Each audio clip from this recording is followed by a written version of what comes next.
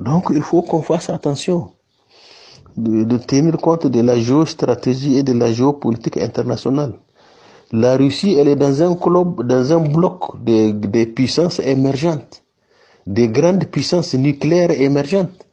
Vous avez la Chine qui est avec la Russie, qui fait 1,5 milliard d'habitants. Vous avez l'Inde qui fait 1,3 milliard d'habitants qui est avec la Russie. Vous avez le Pakistan qui fait près de 200 à 500 millions comme ça d'habitants. Vous avez la Turquie qui fait dans les 300 millions d'habitants. Et ici en Afrique, quand vous regardez, il y a l'Algérie qui est un allié inconditionnel de la Russie. Vous avez l'Afrique du Sud. J'en passe, il y en a beaucoup de pays émergents qui sont avec eux dans ce groupe. C'est un groupe qui militent pour un nouvel ordre économique international. Ils sont en train de se battre pour que le monde soit multilatéral. Ils veulent rompre avec l'unilatéralisme imposé par les États-Unis. Les États-Unis veulent imposer leurs lois, leur seul dans le monde. C'est ça en réalité les enjeux. Nous devrons comprendre ces enjeux et regarder vers où il faut se mettre. Soit on est non aligné ou bien on s'aligne sur un bloc qui défend nos intérêts. C'est ça la géopolitique.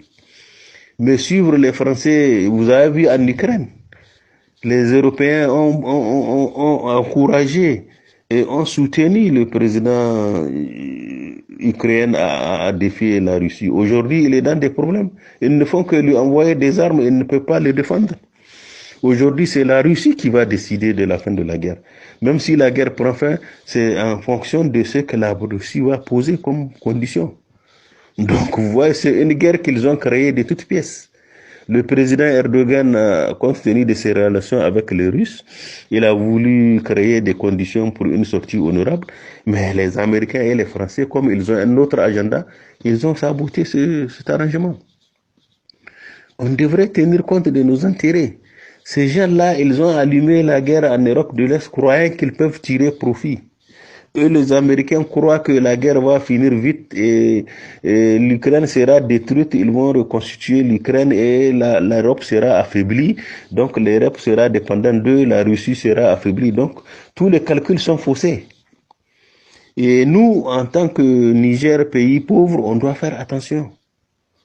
On doit faire attention. Les Français, apparemment, il leur manque de la géopolitique et de la géostratégie. Sinon, un pays comme la Russie qui fait 31,58 fois la France.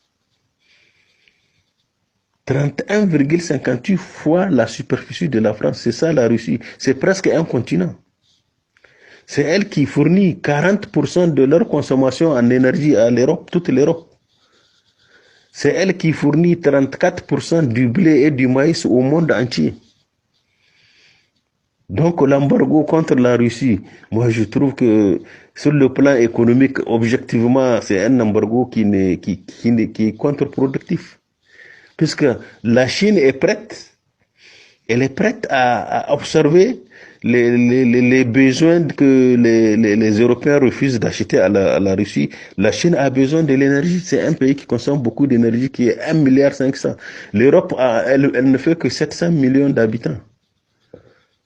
Donc, les besoins de l'Europe, si elle dit qu'elle n'achète pas à la Russie, la Chine est prête à observer ça. Donc l'embargo est où? Il est contre les Européens, pas contre la Russie. Vous avez l'Inde qui fait 1,3 milliard, un grand consommateur. Vous avez la Turquie, vous avez le Pakistan. Tous ces pays-là, ils peuvent acheter des produits à la Chine. C'est uniquement les Européens qui font l'embargo contre la Russie. La Russie continue à commercer avec le reste du monde. Donc, vous voyez, la stratégie adoptée par l'OTAN n'est pas bonne.